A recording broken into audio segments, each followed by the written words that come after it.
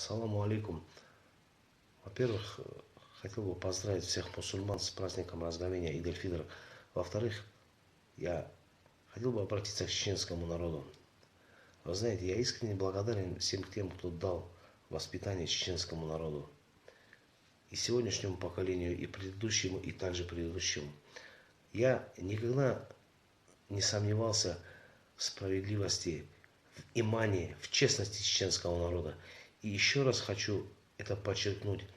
Сегодня я ехал из Северной Осетии по просьбе своего близкого друга. Я вез домой его семью, его супругу и двоих несовершеннолетних маленьких детей. Но после Гудермеса у меня сломалась машина. И вы знаете, уважаемые, двое ребят, одного зовут Абу, другого зовут Асхаб. Они подошли ко мне, спросил: брат, что случилось, чем помочь? Они мне даже просто не дали притронуться к моей машине. Вот просто подойти на полметра. Они ее отремонтировали буквально в какие-то 25-30 минут. Хотя у меня начал греться мотор, заклинил термостат и лопнул патрубок. Ну, все, кто ездит на автомобиле, знают, какая это проблема.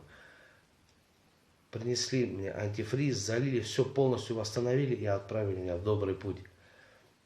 Вы знаете, я хотел бы еще раз подчеркнуть свое теплое и очень доброе отношение к вам.